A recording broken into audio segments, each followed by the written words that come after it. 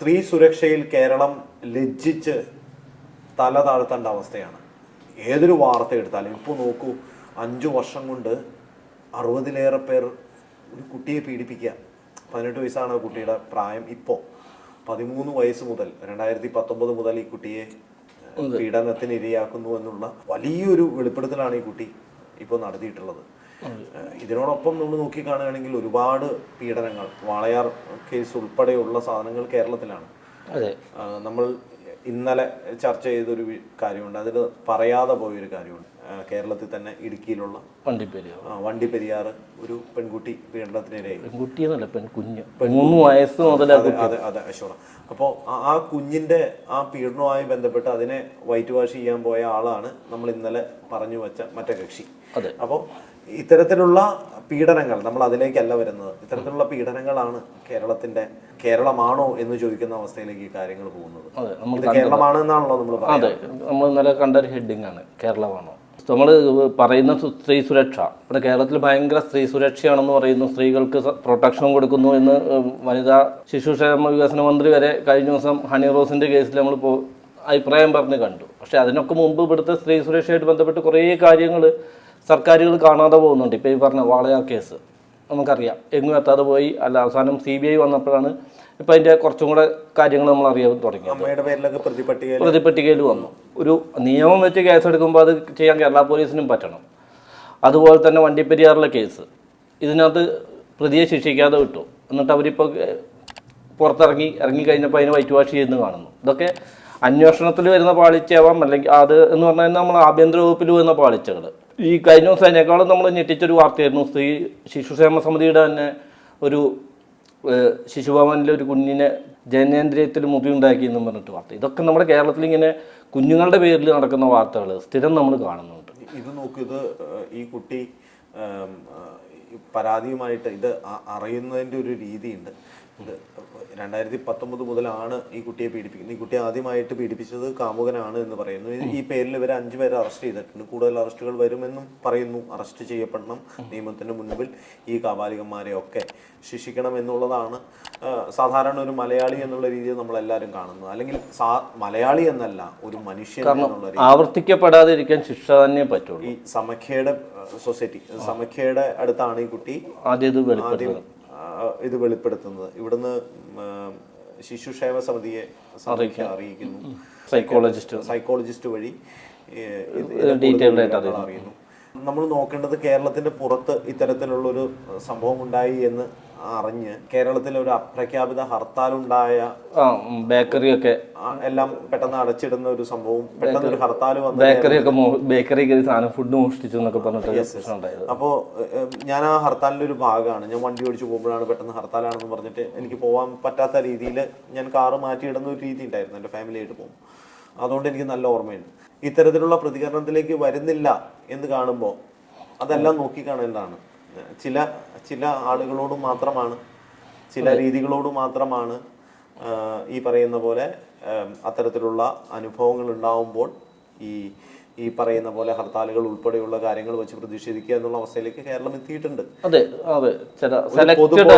പൊതുബോധം എന്ന് പറയുന്ന ഒരു രീതി മാറിയിട്ടുണ്ട്. അത് മാത്രമല്ല, ഇപ്പൊ ആദ്യം പറഞ്ഞ പോലെ തന്നെ കേരളത്തിലെ സ്ത്രീകൾ, അത് ഏതാളായിക്കോട്ടെ, ചെറിയ പിഞ്ചു കുഞ്ഞു മുതൽ വലിയ ആളുകൾ വരെ എത്രത്തോളം സുരക്ഷിതരാണ് എന്നുള്ള കാര്യത്തിൽ വളരെ ആശങ്കയോടുകൂടി കാണേണ്ട വർഷങ്ങളിലൂടെയാണ് നമ്മൾ പോകുന്നത്, മാസങ്ങളിലൂടെയോ ദിവസങ്ങളിലൂടെയോ അല്ല. അതെ, ഇപ്പൊ ഈ പറയുമ്പോൾ നമ്മൾ ഓർക്കേണ്ട ഒരു കാര്യമുണ്ട്. ഈ പെരുമ്പാവൂർ ജിഷ വധക്കേസ്, ഇവിടെ ആ സമയത്തുണ്ടായ കോലാഹലങ്ങളും അതിൻ്റെ ഉണ്ടായ ഫേസ്ബുക്ക് പോസ്റ്റുകളും ഇവിടെ ഉണ്ടായ സോഷ്യൽ മീഡിയ, ഇതൊന്നും തന്നെ ഇപ്പം നമ്മൾ കാണുന്നില്ല.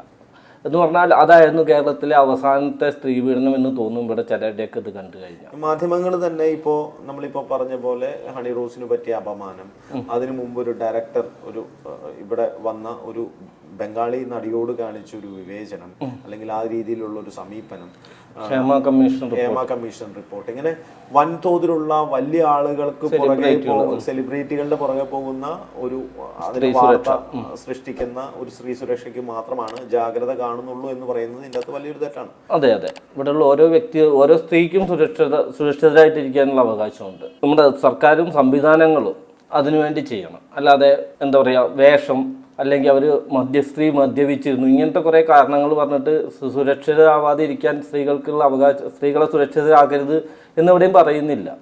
അപ്പം നമ്മൾ കാണുന്ന വാർത്തകളൊക്കെ അങ്ങനെയാണല്ലോ. ഈ എല്ലാത്തിനും അവസാനം സ്ത്രീക്കാണ് കുറ്റം. കഴിഞ്ഞ ദിവസം ചാനൽ ചർച്ചകളൊക്കെ കണ്ടു, വസ്ത്രധാരണമാണ്. അത് ഞാൻ പറയുന്നത് സെലിബ്രിറ്റികളായിട്ടുള്ള സ്ത്രീകളുടെ കേസ് മാത്രം ചർച്ച ചെയ്യപ്പെടുന്നതിൻ്റെ ഒരു വിഷയമാണ്.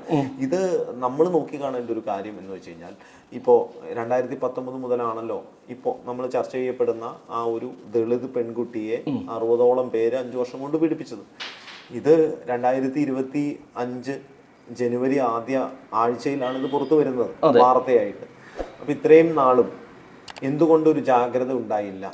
അല്ലെങ്കിൽ അവർക്ക് എന്തുകൊണ്ട് എവിടെയും പരാതിപ്പെടാൻ പറ്റാത്ത ഒരു സംവിധാനം അവർക്ക് കിട്ടിയത് ഈ സൊസൈറ്റിയുടെ മുമ്പിലായിരിക്കും. ചിലപ്പോൾ അവിടെ ഉണ്ടായിരുന്ന അവരുമായിട്ട് ബന്ധപ്പെട്ട ആളുകളുമായിട്ട്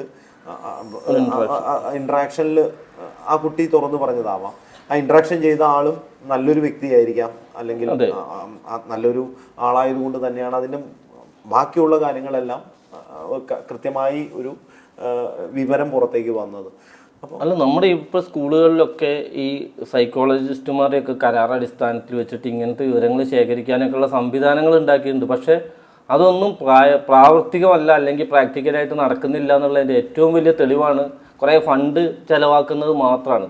സാമൂഹ്യ സുരക്ഷയുടെ സോഷ്യൽ ജസ്റ്റിസ് ഡിപ്പാർട്ട്മെന്റിന്റെ കുറേ ഫണ്ട് ചെലവാക്കുന്നു എന്നുള്ളത് മാത്രമേ എനിക്ക് തോന്നുന്നുള്ളൂ. ഇതൊക്കെ ഇത്രയും 5 വർഷത്തെ ഒരു കാലയളവെന്ന് പറയും. കാരണം അല്ലെങ്കിൽ ചിലപ്പോൾ ഇനി കൊറോണ കൊണ്ടായിരിക്കാം, സ്കൂളിൽ പോകാത്തതുകൊണ്ടായിരിക്കാം എന്നൊക്കെ വേണമെങ്കിൽ നമുക്ക് വാദിക്കാം. പക്ഷെ എന്നാലും ആ കുട്ടിക്ക് 1 or 2 സംഭവങ്ങൾ ഉണ്ടായപ്പോൾ ഈ 60 പേരൊക്കെ എന്ന് പറയുന്നത് ചെറിയൊരു സംഖ്യയല്ല. വാളയാറ് സംഭവിച്ചത് ഇത് തന്നെയാണ്. 2 കുരുന്ന് കുട്ടികൾ. എനിക്കിപ്പോഴും വാളയാറെന്ന് പറയുമ്പോൾ ഒരു മരം, ആ മരത്തിന്റെ മുമ്പിൽ 2 സ്കെച്ചായിട്ട് 2 കുട്ടികൾ തൂങ്ങിക്കിടക്കും. ആ ഒരു രംഗമൊക്കെ ഇപ്പോഴും കേരളം വലിയ തോതിൽ ചർച്ച ചെയ്ത, നീതി ലഭിച്ചിട്ടില്ല. അതെ, ഇപ്പോ വേറൊരു കുട്ടി ഇതുപോലെ തന്നെ വരുന്നു. അനേകം കുട്ടികൾ ഇത് പറയാതിരിക്കുന്നു. ഇതിനിടയിലൂടെ ഈ പറയുന്ന മയക്കുമരുന്ന് ഉൾപ്പെടെയുള്ള കാര്യങ്ങൾ വൻതോതിൽ കുട്ടികളുടെ ഇടയിൽ പ്രചരിക്കുന്നു. ഇതെല്ലാം കേരളത്തിലാണ്, വേറൊരു സ്ഥലത്തല്ല. കേരളത്തിൽ ഇരുന്നിട്ട് വടക്കോട്ട് നോക്കിയിരിക്കുന്ന തത്വചിന്തകന്മാരും ഇവിടെ പ്രശ്നങ്ങളൊക്കെ നമുക്ക് പുറത്താണെങ്കിലാണ് ഇത് ചർച്ച ചെയ്യുന്നുള്ളൂ. ഇവിടെ ഹർത്താൽ വരും. മധ്യപ്രദേശിലാണ് എന്നുണ്ടെങ്കിൽ, ഉത്തർപ്രദേശാണെങ്കിലും ഇവിടെ ഹർത്താൽ വരും. രാജസ്ഥാൻ ആണെങ്കിലും ഇവിടെ ഹർത്താൽ വരും. ഗുജറാത്ത് ആണെങ്കിലും ഇവിടെ ഹർത്താൽ വരും. കേരളത്തിലാണെങ്കിൽ ഒരു കോളം വാർത്തയിൽ തീരരുത്. പത്രക്കാർക്ക് വേണ്ട, ഈ പറയുന്ന വലിയ വർത്തമാനം പറയുന്ന ഒരു കണാപ്പന്മാർക്കും വേണ്ട. ഈ പറയുന്ന ഇതിനെതിരെ ഒരു നടപടി എടുത്തതിനെ അന്വേഷിക്കുമെന്ന് പറഞ്ഞതങ്ങ് വിടും. ഇതൊക്കെയാണ് സംഭവിക്കുന്നത്. അതെ, ഈ പ്രത്യേകിച്ച് ഇവിടെ കുറെ ദളിത് സ്നേഹമുള്ള കുറെ ആൾക്കാരെയൊക്കെ നമ്മൾ കാണുന്നുണ്ട്. എന്തെങ്കിലും പറഞ്ഞു ആർട്ടിസ്റ്റുകൾ മാത്രമല്ല, കുറെ പേരുണ്ട്. എന്തെങ്കിലും പറഞ്ഞു കഴിഞ്ഞാൽ അത് നോർത്ത് ഇന്ത്യയിലെ ദളിതർക്ക് വേണ്ടി മാത്രമുള്ള സംഭവങ്ങളുണ്ട്. കേരളത്തിലെ ഈ മധുവിന്റെ കേസിൽ തന്നെ നമ്മൾ എത്ര പേര് പ്രതികരിച്ചിട്ടുണ്ട്. മധു ഒരു രക്തസാക്ഷിയാണ്.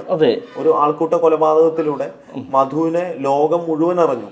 കാരണം അത് കേരളത്തിൽ നിന്നാണ്. അതെ, പക്ഷെ എന്നിട്ടും കേരളത്തിലെ ജനങ്ങളോ അല്ലെങ്കിൽ അതിന് നീതി കിട്ടുമൊന്നും ഇപ്പോഴും നമുക്ക് അറിയില്ല എത്രത്തോളം സംഭവിച്ചു എന്നുള്ളത്. സ്ത്രീകൾ സുരക്ഷിതരാവട്ടെ നമ്മുടെ കൊച്ചു കേരളത്തിൽ. അങ്ങനെ ആയിരുന്നു പണ്ട്. അതുപോലെ തന്നെ ഒരു സ്ത്രീകൾക്ക് സുരക്ഷയുള്ള ഒരു നല്ല നാടാവട്ടെ കേരളം എന്ന് പ്രാർത്ഥിക്കാം. അതുപോലെ തന്നെ മുന്നോട്ട് പോവട്ടെ. ഇതുപോലുള്ള സംഭവങ്ങൾ ഉണ്ടാവാതിരിക്കട്ടെ. നന്ദി, നമസ്കാരം.